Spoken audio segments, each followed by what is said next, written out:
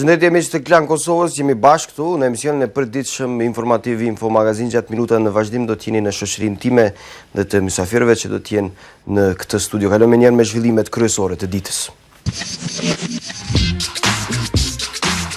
Fashi, shefja e politikës jashtme e BE-s Thuri elogje për kreun e ekzekutivit kosovar duke lavduar angazhimin e tij së fundmi rreth dialogut teknik. Baronesha Ashton deklaroi se shpreson që Kosova shpejt jetë pjesë e Bankës Evropiane për Rindërtim dhe Zhvillim. Mijë qytetarë protestuan sot në Gostivar në shenjë revolte ndaj vrasjes së dy të rinjve shqiptar nga ana e një pjesëtarit të Ministrisë së Brendshme në Maqedoni. Pasi protesta përfundoi qetë, disa të rinj shqiptar kanë thyer disa dyqane pronë të Maqedonisë. Opozita akuzoi qeverinë për ligjin e pensionistëve, deputetët e LDK-s, AK-s dhe vetëvendosjes thanë se ligji për këtë shtresë të shoqërisë nuk është i mirë, ndërsa që akuzuan kryeministrin për mosmbajtjen e premtimit të fushatës zgjedhore. Kalojmë njëherë në Bruksel ku kryeministri Hashim Thaçi u takua me baroneshën, me shefën e politikës jashtme të Bashkimit Evropian, Catherine Ashton. Kjo e fundit thuri elogje për kryeministrin kosovar, sidomos për angazhimin e tij të fundit rreth dialogut apo rreth marrëveshjes për përfaqësimin rajonal. Ajo tha se shumë shpejt Kosova mund të bëhet pjesë e EBRD-s.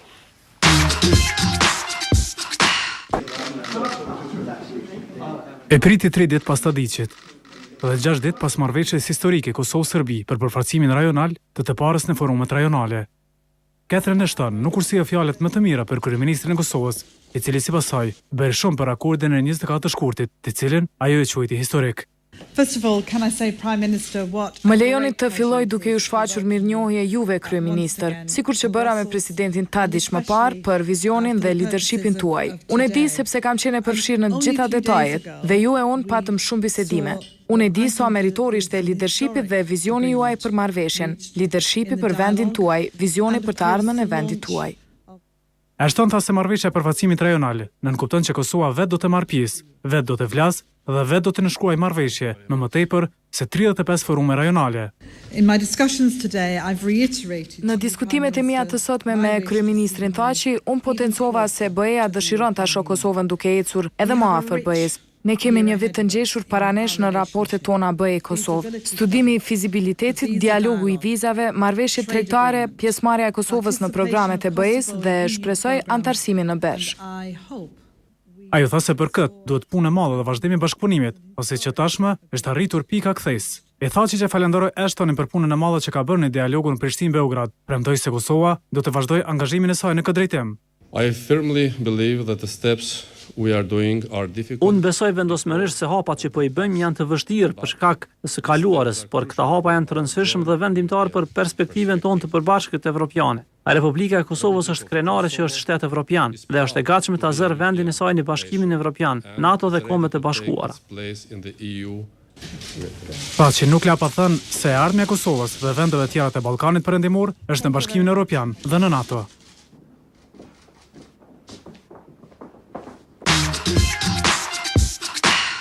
Nga Brukseli kalojmë në Maqedoni ku mijëra qytetar protestuan sot në Gostivar në shenjë revolte nga për vrasjen e të rinjve Besnik Shehapi dhe Imran Mehmeti. Kjo vrasje u krye para 2 ditëve nga ana e një pjesëtari të Ministrisë së Punëve të Brendshme. Fillimisht qytetarët u tubuan sot para gjykatës themelore në Gostivar, edhe pse marshi protestues përfundoi qetë dhe pa incidente. Pas përfundimit të tij, grupe sporadike të protestuesve mllefin dhe revoltën e tyre e kanë shprehur duke thyer dritarat e disa shitorëve të pronarëve Maqedonas. Mbledhet jashtëzakonshme mbajtja e Këshillit Komunal i Gostivarit ku u soll vendimi për dënim të incidentit dhe për ndihmesme të holla për familjarët e të vrarëve. Tubim protestues kundër dhunës policore është mbajtur sot edhe para stacionit të policisë në qytetin e Tetovës. Protesta janë paralajmëruar edhe nesër.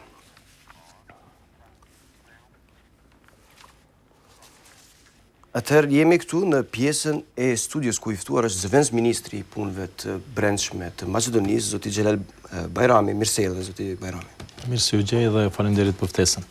Atëherë, si është gjendja në Gostivar, sidomos sot pasi u raportua për një eskalim të vogël të situatës nga ato protesta? Fillimisht më lejoni që edhe një herë t'u shpreh ngushëllime familjeve të vrarëve të rinj shqiptar të qytetit të Gostivarit. Situata tani të shpresojmë se do të shkon drejt normalizimit dhe unë besoj dhe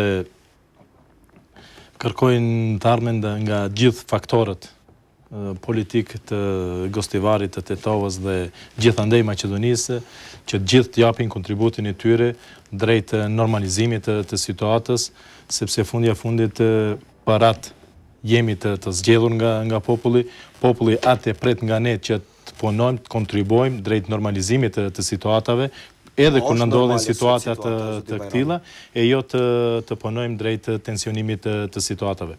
Fatkeqësisht disa normale situata.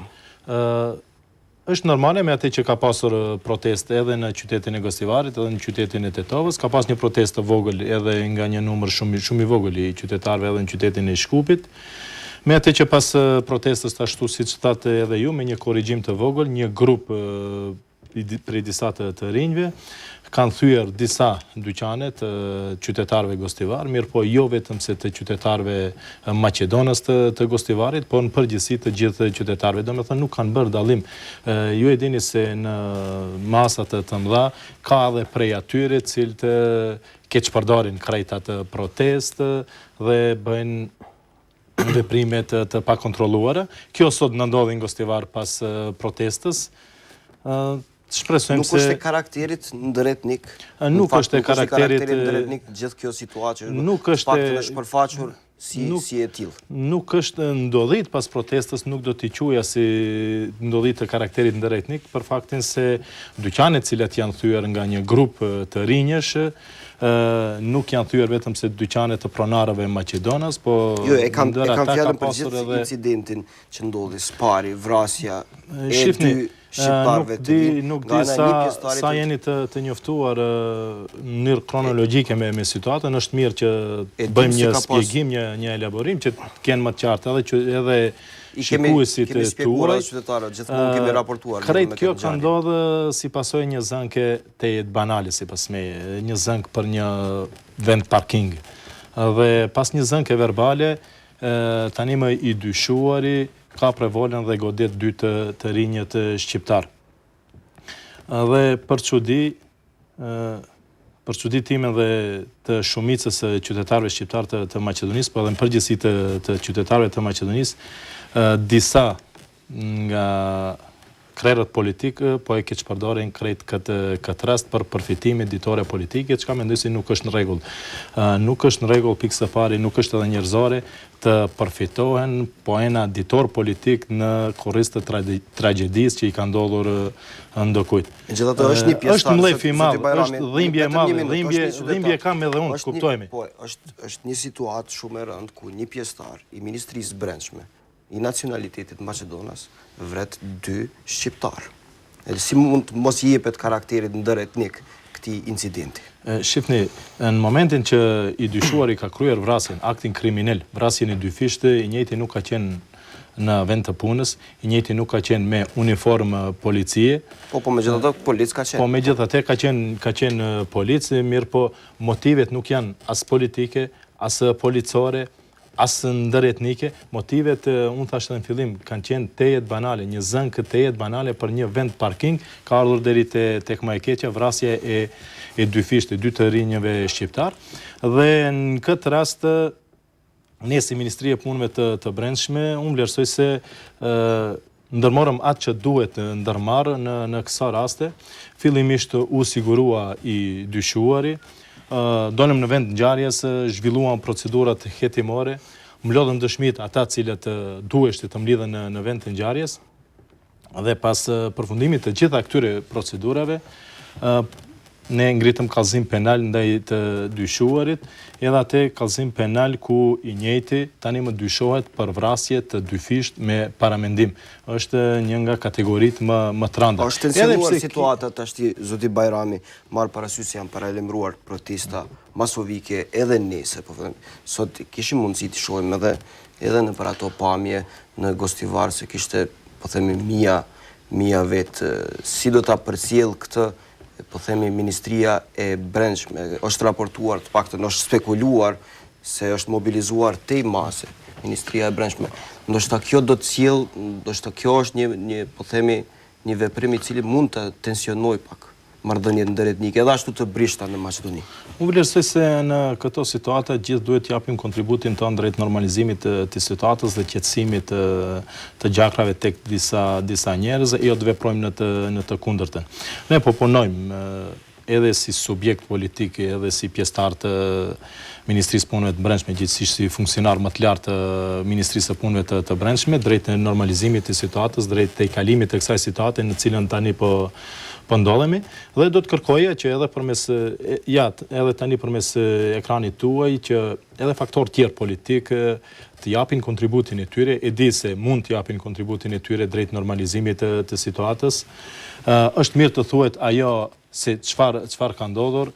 Unë e di se në fillim disa pretendonin të thonin se ka pasur dhunë policore. Unë u thash se momenti kur ka ndodhur vrasje e dy fisht, i njëjti personi i cili ka kryer këtë vrasje të dy fishtë nuk është pjesëtar i policisë, është fakt, nuk mund ta mohojmë një gjë të tillë, mirë po në momentin e aktit kriminal nuk ka qenë marrëdhënie pune, nuk ka qenë uniform policie dhe motivi aq më pak ka qenë etnik ose për politik apo policore e kështu me radhë. Motivi ka qenë një zank tejet banale dhe tani na mbetet gjithë faktorëve në Republikën e Maqedonisë që t'japim kontributin maksimal të zbusim situatën, sepse vetëm zbutja e situatave u shkon përshtatit të gjithë qytetarëve të Republikës së Maqedonisë, ndërsa tensionimi do dëmton marrëdhëniet edhe ashtu çfarë i thatë ju, marrëdhëniet ndëretnike edhe më tepër. Atëherë në studion e Info Magazine është edhe opinionisti nga Shkupi Ramadani, mirë se erdhe zoti Ramadani. Mirë se gjeta, Ju faleminderit. kemi shqetësuar kështu, ju kemi bën nga Shkupi të vini sot për në emisionin tonë. Faleminderit. Atëherë zoti Ramadani do t'ju pyes në fillim, a është ky incident, po them, i karakterit ndëretnik apo është një incident ndryshe, siç është raportuar? Kemi dy pretendime, një nga opozita se është megjithatë i karakterit ndëretnik, dhe tjetër që është një incident i izoluar. Mendoj se kjo në aspekt të definimit është një incident i sigurisë, do me thonë i cili shumë lehtë merr karakter ndëretnik, sidomos në një shtet të brezhë dhe në rrethana komplekse sikurse janë rrethanat, do me thonë politike dhe marrëdhëniet ndëretnike në Maqedoni. Sidomos, do me thonë, kur kemi parasysh se këtu, do me thonë, pjesëtari i forcave të sigurisë ka qenë i etnisë, do me thonë, maqedonase, kurse viktimat kanë qenë shqiptarë dhe bëhet fjalë, do me thonë, për një qytet, vend, do me thonë, ku shqiptarët janë shumicë, ashtu që shumë lehtë, do me thonë, kjo mori karakter edhe premisa edhe të marrëdhënieve ndëretnike dhe ende më tej e ashpërsonte klimën e vështirë të funksionimit të këtyre marrëdhënieve që është, do me thënë, fati i Maqedonisë gjatë 20 viteve.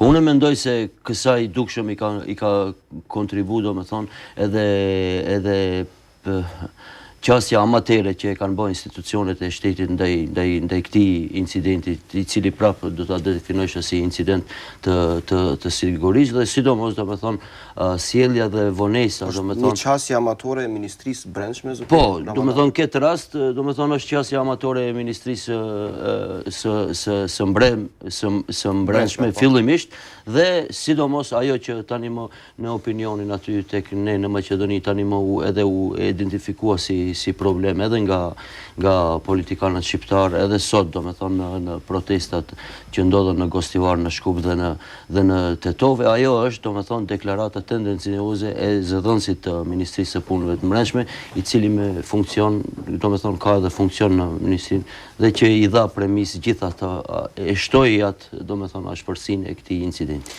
Unë nuk betoj me faktin se veprimet e Ministrisë së Punëve të Brendshme kanë qenë të jetë amatoreske.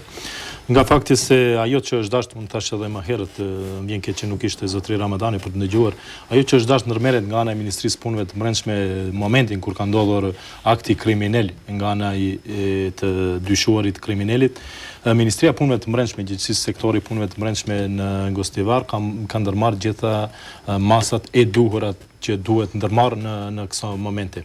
Thash se fillimisht është siguruar i dyshuari, kriminali i cili bëri vrasjen e dy fishtë, është dalë në vend të ngjarjes, është kryer procedura hetimore, janë mbledhur dëshmitë e nevojshme dhe pas kompletimit Unë nuk po besoj që zoti Ramadani ka dyshim për këtë. Mlejoni Zoti Bajrami, është problemi i deklaratës së Ivo Kotevskit. Është irelevante deklarata. Është më me rëndësi ajo çfarë pason nga Ministria e Punëve të Brendshme. Nga Ministria e Punëve të Brendshme është ngritur kallëzim penal për vrasje të dyfisht me paramendim. Ky është dokumenti zyrtar i cili del prej Ministrisë Punëve të Brendshme dhe përcillet deri tek Prokuroria Publike dhe organet tjera të drejtësisë gjithësisht deri tek gjykata.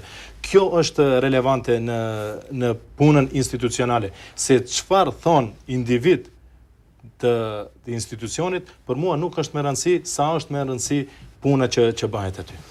A mund të jetë irelevante deklarata e një, po themi, zëdhënësit të Ministrisë Brendshme, i cili thot se lidhur me incidentin, thot se ka qenë në vetë mbrojtje, gjithë ajo që ka shtënë në armë zjarri lartë, që ta kenë me dije edhe shikuesit, pasi këtu nuk ka qenë edhe ky informacion, po them aq shpesh që është transmetuar. Ka deklaruar se ka shtënë me armë në ajër. Domethënë ka pas dy versione ndryshme, një pas njëshme dhe deklarata ka shku duke u rregullu. Sot përfundimisht, domethënë tani para një ore ministresha ka dhënë një deklaratë që është tejet, domethënë në rregull dhe si më thon shtetërore, me sjellje shtetërore. Është një shkëndi që mund të është një shkëndi edhe është një vonesë prej 2 ditëve. Ajo që unë e pata parasysh, domethënë si qasje amatoreske e Ministrisë Punëve të Brendshme, nuk është fakti, domethënë nëse ato kanë bërë analiza laboratorike, i kanë mbledh plumbat aty pari apo si janë ato punte e ministrisë që shumë domethënë për opinionin edhe nuk janë të rëndësishme si detale, po e kisha se informacioni i parë që ka dalë në opinion në Maqedoni, domethënë nga Ministria Zyrtare ka qenë direkt me asaj që në opinion quhet spinim, apo domethënë me një koment të cilin e ka bërë ministria, që është tejet e patolerueshme, domethënë edhe si gjendje, pasi ajo se nëse ndonjë akt është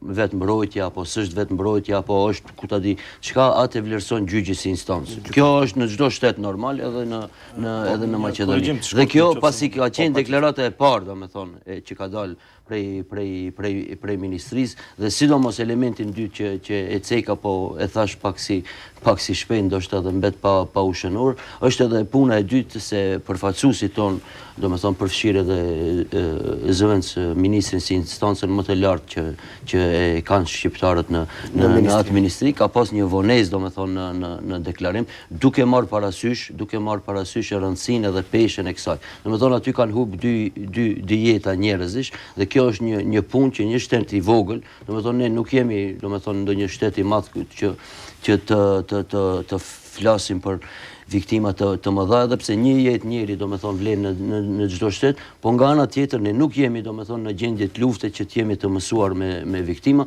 ashtu që 2 viktima për një shtet si Maqedonia, sidomos me këtë kontekst janë shumë dhe për këtë është dashur të alarmohen gjithë domethënë përfaqësuesit tek ne. Fillimisht të bëj një korrigjim nëse më lejohet, jo që nuk thash unë se kanë ndërmarrë vetëm se ato veprimet të dalësh në vend të ngjarjes të sigurosh dëshmitë ashtu. Natën kur ka ndodhur incidenti, akti kriminal, Ministria e Punëve të Brendshme që atë natë ka ngritur kallëzim penal ndaj të dyshuarit. Dhe përderisa nuk mblidhen dëshmitë, përderisa nuk kemi informacione të sakta dhe të nevojshme, nuk mundet zëvendës ministrit të del në opinion të jep deklarat. Ju e dini, jeni dëshmitar se ditën e nesërme në mesditë, dhash deklarat, e thash atë që po e them tani, se ajo që është dashur ndërmerret nga ana e Ministrisë Punëve të Brendshme është ndërmarrë dhe është ngritur kallëzim penal për vrasje të dyfisht me paramendim. Unë nuk di tjetër në kësa raste çfarë duhet ndërmerrë Ministria e Punëve të Brendshme në raste të këtilla. Do doja që asnjëherë në të ardhmen mos përsëriten kësa raste, askund në Maqedoni, as në vendet e rajonit, mirë po ja që ndonjëherë në gjithat numër prej 12.000 të punësuarve në Ministrinë e Punëve të Brendshme mund të ndodhë që të gjendet në ndonjë kriminal, sikur ti çfarë kryti këtë akt kriminal. Dhe në këto raste, këto janë mundësitë e Ministrisë Punëve të Brendshme. Kjo është detyra çfarë duhet ndërmerr Ministria e Punëve. Zoti Bajrami, një pyetje konkrete për ju. Si e vlerësoni ju deklaratën e zëdhënësit Ivo Kotevskit, deklaratën e parë të Ivo Kotevskit? Është një gafë profesionale, kjo do të kërkoj realisht partia juaj, apo a do të kërkoni ju? Unë kam kërkuar që të përgjegjësi, shkarkohet? unë kam kërkuar përgjegjësi dhe elaborim të asaj deklarate. Tani nuk du t'i dalë në mbrojtje zëdhënësit të partisë. Arsyetimi i tij ka qenë se i është nxjerrë nga kontesti deklarata, se kinse ai ka thënë unë transmetoja thënien e parë të dyshuarit, mirë po megjithatë për mua unë thash edhe në fillim, irelevante është deklarata e një zëdhënësi, deklarata e ndonjë tjetër, se mund të jep në këso raste deklarata edhe ndonjë tjetër, ndonjë kryeshef stacioni policor e kështu me radhë. Për mua më e rëndësishme është veprimet që i ndërmerr Ministria e Punëve të Brendshme dhe ato që shihen. Ato veprime janë që atë natë para organeve të drejtësisë është sjell i dyshuari kriminali dhe atë me një kallëzim penal të ngritur për një vepër të rëndë siç është vrasja e dyfisht me paramendim. Nuk po e kontestojmë zoti Bajrami absolutisht punën e Ministrisë. Nuk du të merrem dhe të arsyetoj tani deklaratat e ndokujt, unë mbaj përgjegjësi për deklaratat e mia të dhëna dhe për veprimet që duhet ndërmerren nga institucioni i cilin unë e përfaqësoj. A vjen pikpyetje në fakt kompetenca, raporti i kompetencave tek shqiptarët po flasim. Kur është në pyetje Ministria e Punëve të Brendshme, pasi gjithë po besoj janë në dieni se një incident i tillë mund të përshkallëzojë situatën ndëretnike. Unë thash se fatkesisht ky incident edhe mund të përshkallëzon situatën ndëretnike në Republikën e Maqedonisë, mirë po unë besoj se do të mbledhin forcat gjithë faktorët në Republikën e Maqedonisë të punojmë drejt normalizimit të kësaj situate, jo drejt tensionimit edhe më tej të situatës së krijuar. Do të thonë, prapë unë desha të rikthehem në atë deklaratë të cilën tani është më identifikuar si problem.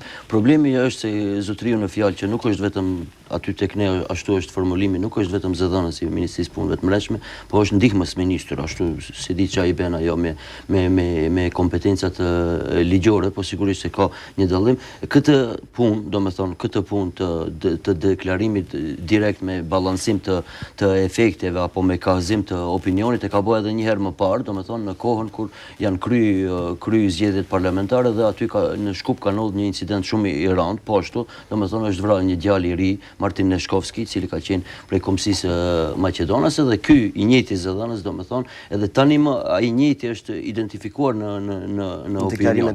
Ashtu që unë e kuptoj domethënë perceptimin shqiptar e pjesës së opinionit shqiptar që kanë të bëjnë me një tendencë, domethënë, edhe ajo prej aty sjell ajo domethënë që mund të kuptohet sikur tendencë e shtetit, sikur tendencë e ministrisë e tjera me radhë. Sidomos kësaj nëse i shtohet fakti që prapë domethënë ta lavdroj në aspektin e shënimit deklaratës së Ministrisë së Punëve të Brendshme sot tani e dhanë para shkurt të kohë, kjo tani i tregon shqiptarëve se dikush domethënë kur shtrëngohet mundet të bëhet shtet. Kjo është edhe një fakt ende më i zymt se domethënë shqiptarët duhet të dalin në protesta, si thash, në Gostivar, në Shkup edhe në Tetov, të mbledhen në numër të madh, të bëjnë ato protesta domethënë në mënyrën edhe formën më të bukur, duke mos i politizuar në mënyrë paqësore e tjera me radhë, dhe pas asaj dikush atëherë di domethënë të udhëheqë edhe me politikën. Po kjo është fatkeqësia e jonë aty, e shqiptarëve që duhet domethënë vetë si popull të inkuadrohemi më shumë për disa punë për të cilat punë ne kemi zgjedhur njerëz edhe i kemi aty. Unë vlerësoj se ndoshta kontributin më të madh ka dhënë dikush tjetër për t'u qartësuar deklarata, në fakt për të marrë një deklaratë plotësuese nga ana e Ministrisë së Punëve të Brendshme dhe kryesisht deklarata e Ministrisë së Punëve të Brendshme ka qenë pothuajse e njëjta me atë që unë dje deklarova dhe nuk di pse tani i hiket asaj deklarate dhe i hiket veprimit konkret të ndërmarrë nga ana e Ministrisë së Punëve të Brendshme. Unë pajtohem, ka ndodhur një tragjedi e madhe, unë djej dhimbje, shpreh ngushëllime, shprej ngushëllime për familjarët e të vrarëve, mirë po tani ç'duhet bërë ne. Unë vlerësoj se edhe ne si faktor politik, edhe sektori jo qeveritar, edhe gjithë në Republikën e Maqedonisë, duhet mobilizohemi dhe të punojmë në drejtim të normalizimit të situatës, sepse vërtet nuk është në interes as të shqiptarëve, as të maqedonasve dhe të askujt tensionimi i situatës së krijuar në Republikën e Maqedonisë. Zoti Bajrami, është problematike kur një zyrtar, po themi, nuk është person zyrtar, megjithatë. Po i kthehem edhe një herë këtij zëdhënësit, është problem kur identifikohet me deklarata të tilla. Është problem për qytetarët që t'i besojnë atij zyrtarin në deklarata të tjera, do ta marrin ashtu. Unë vlerësoj se qytetarët nuk duhet të vlerësojnë deklaratat dhe t'i besojnë deklaratave, se sa duhet t'i vlerësojnë punët dhe t'u besojnë punëve të kryere, ndërsa punët flasin krejt ndryshe nga deklarata. Megjithatë është një person zyrtar i cili deklaron një gjë të tillë. Po, domethënë edhe prap ta ceki ajo është shumë më e rëndë është qasja, domethënë edhe tendenca. Nëse kësaj ja shtojmë disa domethënë incidente që kanë ndodhur domethënë ndër shqiptar dhe njëjtat domethënë kanë ndodhur vonesë domethënë e përfaqësimit politik të shqiptarëve të shprehem kështu, atëherë kjo paksa i lodh shqiptarët. Edhe kur nga ana tjetër domethënë dihet agresiviteti një politike domethënë e cila nuk shpesh domethënë nuk i ka parasysh domethënë shqiptarët, dhe kjo tani vetëm këtë herë ka mund të ndryshohet politikisht dhe ende është në fillet e saj. Atëherë kjo ende më shumë e shton atë perceptimin të shqiptarët që ata kujtojnë, domethënë, ose mund të shfaqin tendenca që t'i marrin punët në dorë të veta, domethënë të vetë mbrohen, ku ta diun të vetë organizohen e tjera me radhë, që janë punë të rënda, po nga ana tjetër nuk janë, domethënë, as pak lavdruese për një shtet. Domethënë, asnjë shtet në botë nuk duhet të kënaqet apo të jetë në rregull ose rahat kur dikush prej qytetarëve të vet, qoftë 1-2 ku më një bashkësi etnike e tërë të shkojë në përmend, domethënë, që ta bëjnë këtë. E dyta që duhet ta trajtoj këtu edhe ta përmeni, si pasi jemi domethënë në Republikën e Kosovës dhe është me rëndësi të dihet, është niveli i dobët i përfaqësimit politik të shqiptarët e Maqedonisë. Edhe me këtë rast domethënë, siç e ceka me vonesat, po edhe me reagimet, ne patëm domethënë prej Kosovës, prej lëvizjes vendvedosje një reagim për incidentin atje. Mandej Alianca Kuqezi e Shqipërisë e tjera me radhë, kjo krejt domethënë flet për një punë se ne aty si shqiptarë jemi domethënë politikisht pa përfaqësuar. Në qoftë se ne do i kishim bërë mirë punët ose do i kishim qenë të përfaqësuar politikisht, atëherë sigurisht se nuk do kishte ardhur radha domethënë që dikush tjetër të brengoset për ne tjera me radhë. As pak nuk pajtohem me thënjet e zotriut, se reagimi ka qenë i vonuar nga ana e faktorit politik shqiptar në Republikën e Maqedonisë. Unë thash se që ditën e nesërme patëm deklarat, unë pata si zyrtari i Ministrisë së Punëve të Brendshme, patëm preskonferencë të organizuar edhe në nivel partije, si subjekt politik i cili përfaqësojmë shqiptarët në qeverinë e Republikës së Maqedonisë, patëm preskonferencë, patëm edhe gjatë ditës së sotit preskonferencë, dhe në gjitha preskonferencat ne u sigurojmë qytetarëve se rastin në fjalë do të angazhohemi si subjekt politik që kriminali i cili kryeti aktin kriminal, vrasjen e dyfisht të merr dënimin e merituar. Dhe nuk di nga tani nxirret përfundimi se ka qenë i vonuar reagimi i faktorit politik shqiptar, apo është i dobët përfaqësimi politik i shqiptarëve të Maqedonisë. Unë u siguroj edhe ju, tash në interes të kohës nuk du të hapim shumë, mirë po unë u siguroj edhe ju edhe gjithë qytetarët se përfaqësimi politik i shqiptarëve në qeveri asnjëherë nuk ka qenë më i fortë se sa që është tani, dhe rezultatet besoj se janë evidente. Kjo që ka ndodhur, kjo mund të ndodhë në çdo shoqëri, në çdo shtet, në çdo qytet. Nuk ka ndodhur dhunë policore ndaj qytetarëve për faktin që kriminali i cili kryeti aktin kriminal, vrasjen e dyfisht, është i punësuar në Ministrinë e Punëve të Brendshme, nuk do të thotë që policia ushtron dhunë ndaj qytetarëve. Posaçërisht ndaj qytetarëve shqiptar, dhe këtu është zotriu, ne të spjegon zgjedhjet ne patëm në qershor të vitit 2011 dhe nga qershori deri në fund të shkurtit, fillim të marsit 2012, le të tregon një rast të dhunës policore ndaj qytetarëve sidomos me tekst veçantë ndaj qytetarëve shqiptar. Dhe të debatojmë në këtë temë. Po, një rast më duket të përmendi, po jo nuk ishte fjala për shqiptarët. Jo, do me thonë nuk e përmena si rasti dhunës policore, dhe unë as pak nuk e përmena këtë terminologji, do me thonë se ka pas dhunë policore. Në atë pretekst po organizohen protestat? Jo, do me thonë ato protestat organizohen me pretekstin e, do me thonë ajo e ka emrin, do me thonë dalje për brutalitetit policor, do me thonë është puna e brutalitetit. Me fjalë tjera, jo, brutaliteti do me thonë policor në Maqedoni është edhe sistematik, do me thonë, ne në Maqedoni jemi shteti vetëm në rajon që ende, do me thonë, zyrtarisht parlamenti nuk i kontrollon shërbimin informativ, po këto janë probleme sistemore që brenda kuadrit ministrisë edhe duhet të rregullohet, po ajo është një temë krejt tjetër në cilën nuk duhet të hi. Ajo që deshta ta shpjegoj, do me thonë, për punën e vonesës unë e përmena, po tani duhet të tregoj edhe mekanizmin e matjes. Mekanizmi i matjes është, do me thonë, një shtet i vogël edhe i brishtë, si Maqedonia, ku marrëdhëniet ndërtnike janë shumë të shtrenjta për ekzistimin e atij shteti, edhe numri i viktimave. Do me thonë edhe numri i viktimave, une për vete, do me thonë si analizë mendoj se është vonë dikush të reagoj nesër në drek për disa vrasjen e dy shqiptarëve në mbrëmje, do me thonë. Në mbrëmje dhe në mbrëmje në kryer procedurat hetimore. Do me thonë, une mendoj, do me thonë se është në aspektin e përfaqësimit politik, kjo është e vonshme, ajo është mendimi im, kur t'ja shtojmë i kësaj atë tendencën, do me thonë për amortizim të punës, për vetë mbrojtje e tjera me ratë që a ishin edhe ketat efektin, unë mendoj se shumë mirë kemi kaluar me këtë rast, sidomos jam shumë i kënaqur, do me thonë, sot me protestat paqësore të cilat thash, do me thonë, janë bërë në mënyrë të papolitizuar, janë bërë në mënyrë paqësore.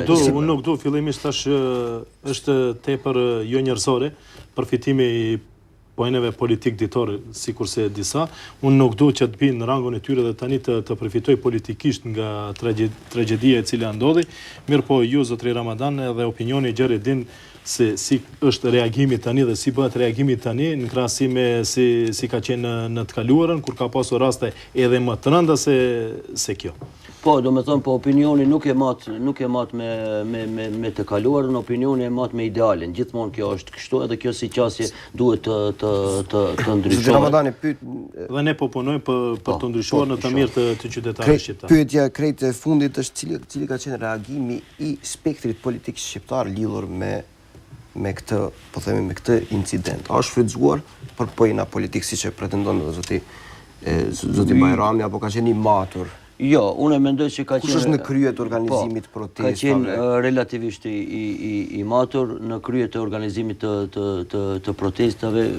Këtu ka dy organizime paralele. E para është vazhdimsi e reagimit, do me thonë, të aksionit stop brutalitetit policor, i cili daton, do me thonë... Të janë edhe Maqedonësit që kanë dalë të protestojnë? Do me thonë, prej kohës kur është vra i riu Maqedonas Martin Neshkovski, ekziston një lëvizje e cila i ka kërkesat e vetat e qarta dhe cilat ja ka dorëzu parlamentit, do me thonë, për rregullimin sistematik të Ministrisë së Punëve të Mbreshme, dhe këtu një kërkesë kyçe që përsëritet me radhë dhe sot është përsëritur, është që, do me thonë, mekanizmi rregullues brenda, do me thonë, organit policor të jetë jashtë ministrisë, sikur, do me thonë, në shtete perëndimore, e jo brenda ministrisë sikur është rasti, pasi deri tani, do me thonë, qytetarët qoftë Maqedonas, qoftë shqiptar, turk apo tjerë, kanë pas raste, do me thonë, kur është bë, do me thonë, mbulimi i brutalitetit ose në raste më të kaluar edhe të torturës policore, dhe kjo tani shëntrohet. Iniciativa e dytë, do me thonë, që ka qenë dje, do me thonë, e organizume dhe sot, do me thonë, ka pas protestë të madhe në qytetin e Gostivarit, janë një grup të rinj të cilët, do me thonë, në mënyrë të rregull dhe të ligjshme kanë paraqit protestën e tyre, dhe siç thash edhe një herë, do me thonë, ka qenë protesta shumë në nivel të lartë, ku, do me thonë, nuk ka pas, do me thonë, paraqitje politike të ndërkujt, vetëm kanë folë përfaqësues të shoqërisë civile, ka foli, do me thonë, në emër të qytetarëve qytetarëve, domethënë të gostivarit. Ka qenë spektri politik. Po, ka qenë spektri shqiptar politik, unë i mendoj matur. se këtë herë domethënë spektri politik nuk ka bëu domethënë keqpërdorime të shumta politike siç ka ditë në rastet më të hershme. Qoftë ajo opozita, qoftë opozita, domethënë edhe kjo mendoj se ja vlen të shënohet. Unë vlerësoj edhe mbeten në parimin tim se gjithsesi thënies time se fatkeqësisht në këtë tragjedi nuk kush po mundohet të përfiton pojena politik ditor. Kryesisht është kryetari i komunës së Gostivarit, se nuk dia ju kujtohet, ai ndoshta promovimin e tij më të madh, famën e tij më të madhe ndoshta ai arriti gjatë protestave të cilat po ashtu ishin protestat 97-shit në qytetin e Gostivarit.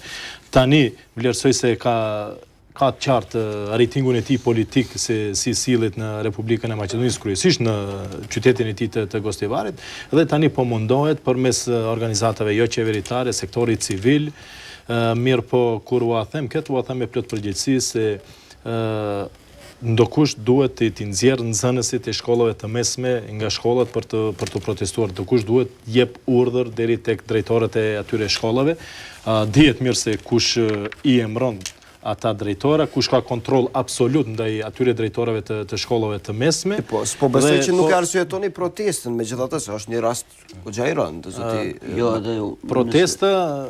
Protesta është po që të ishte demokratike, shprehjes mos pajtimit, është qartë. Sigurisht protestë mund të proteston gjithë secili në çdo kohë për atë që vlerëson se duhet protestuar dhe mendon se duhet protestuar për diçka, mirë po të protestohet me pretekst, gjithsesi me parulla të dilet, stop dhunës policore, stop brutalitetit policor, ndërsa unë uftoj edhe juve që të bëni një kërkim dhe të interesojeni se a ka pasur dhunë dhe brutalitet policor gjatë këtyre 6-7 muajve sa jemi në pushtet dhe sa është në pushtet kjo garnitur qeverisë, ajo nuk është në rregull, se të dilet të protestohet dhe të shprehet dhimbje, edhe unë ndjej dhimbjen e njëjtë sikurse gjithë qytetarët, unë ndoshta edhe më tepër ndjej dhimbjen se jam në krye të një institucionit pjesëtar i së cilis ka kry aktin kriminal dhe vërtet ndjej dhimbje edhe si njeri, edhe si funksionar, po kjo ka ndodhur tani dhe nuk duhet të keqpërdoret. Për fund vetëm desha domethënë të arsyetoj vonesën time, vonesa ime ishte se edhe unë si qytetar isha dëshmitar domethënë i protestës sotme masive në Gostivar, aty nuk pat në zonës domethënë të shkollës së mesme ose shumë fare pak. Nuk është fjala për ditën e djeshme, edhe sot për të rinj sot domethënë aty kishte shumë burra dhe gra domethënë të cilët ishin të organizuar. Sigurisht domethënë zotëriu është zëvendës ministër dhe mund të dinë diçka çka mund të ketë informacione më shumë se ne. Sigurisht domethënë edhe opinioni që nuk e di, po unë domethënë për hir të dëshmisë ndaj së vërtetës, domethënë aty ishte prezent kryetari i komunës së Gostivarit, i cili njëkohësisht është edhe lideri një partie opozitare në Maqedoni, por ai nuk foli, domethënë folën siç ceka, domethënë apel për i qytetarëve e tjera, dhe pse ndoshta do kish mund të bën diçka të tillë e tjera me radhë, ashtu që prap domethënë në këtë rast unë kisha dashur domethënë prap të lavdroj opozitën duke matur me përmasat e këtij incidenti, domethënë shumë pak ka qenë në thojza domethënë e përdorur politikisht ky incident, mbetet më tej domethënë siç tha edhe zëvendës ministri në fillim që e gjithë shoqëria të punojë për këtë punë, po ajo që gjithë shoqëria e presin domethënë është që përfaqësuesit politik të cilët në fund të fundit domethënë e kanë punë të tyre këtë ditore dhe për cilën marrin rrogë, ata më shumë të japin në këtë aspekt, e ne qytetarët me aq sa dimë dhe me aq sa mundemi të kontribuojmë për marrëdhëniet drejtike. Mos ketë në fakt incidente të këtilla, zoti Bajrami, zoti Ramadani, faleminderit shumë që gjetët kohë, faleminderit shumë që po them gjetët kohë të vini prej Shkupit në Prishtinë për të sqaruar opinionin kosovar lidhur pak a shumë lidhur me këtë incident dhe me situatën, po them, aktuale në Maqedoni. Faleminderit edhe një herë. Faleminderit edhe një herë. Atëherë ne kalojmë me një informacion tjetër. Kuvendi sot debatoi lidhur me ligjin për pensionistët. Aty opozita pati shumë akuza ndaj kryeministrit. Do të shkojmë me kronikën nga Kosovë Gjoci.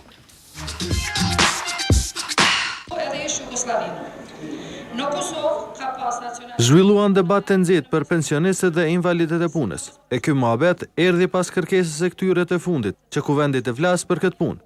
Që kjo punë të bëhet, pensionistët mblodhen në nënshkrimin e me tepër se 15.000 qytetarëve.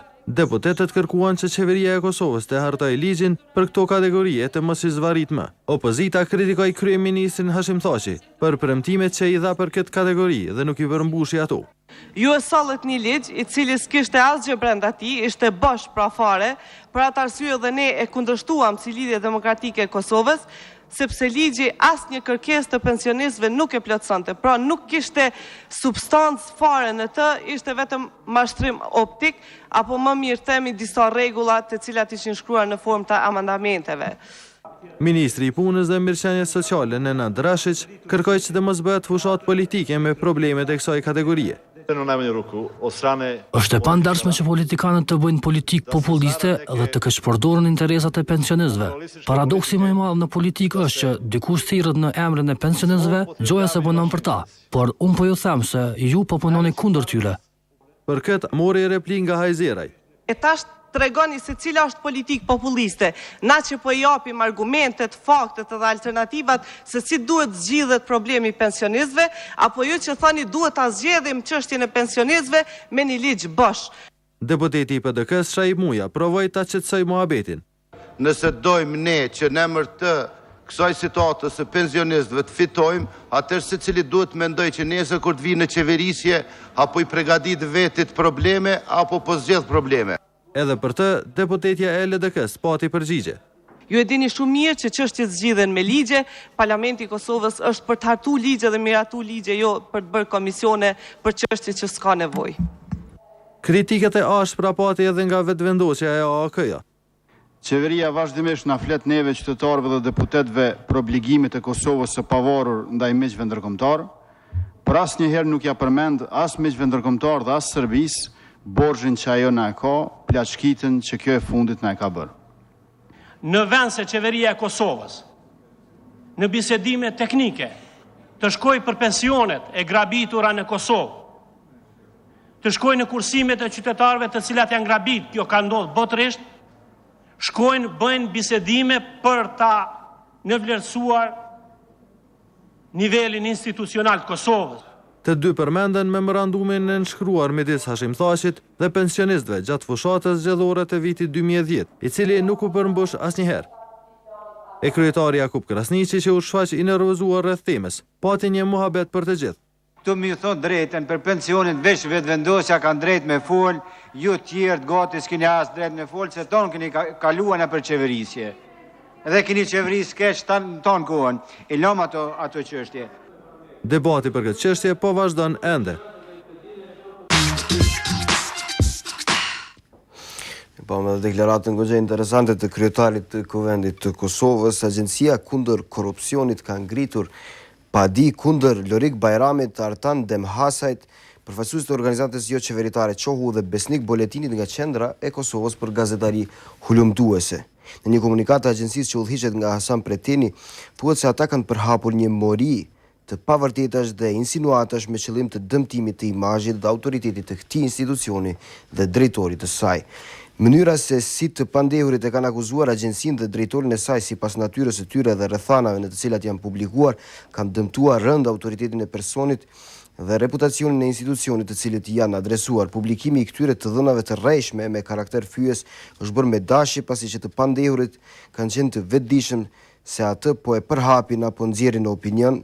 Ata që po e përhapin apo nxjerrin opinion është e pavërtetë dhe se dëmton nderin dhe prestigjin e personit dhe institucionit të cilët janë adresuar. Përmëtej të pandehurit kanë paralajmëruar paraprakisht se për të dhënat e tyre do të përgatisin edhe ushtrojnë kallëzim penal kundër udhëheqësit të agjencisë kundër korrupsionit dhe të njëjtat do t'i publikojnë në momentin më të pafavorshëm për AKK-n.